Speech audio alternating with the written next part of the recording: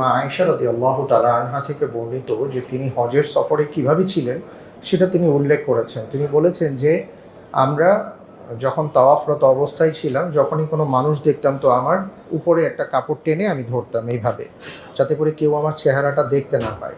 এবং এমনভাবে তিনি টেনে ধরতেন যাতে করে কাপড়টা আবার ওনার আর কি গালের সাথে বা মুখের সাথে সেটা লেপ্টে না যায়, স্পর্শে না আসে।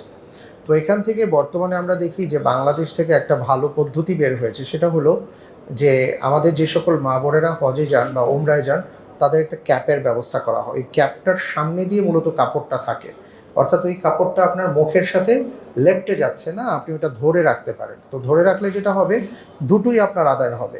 একদিকে হলো যে মুখের সাথে কাপড় লেগে যাচ্ছে না, আরেকদিকে আপনার পর্দারও খেলাফ হচ্ছে না, এটা আপনার জন্য উত্তম হবে।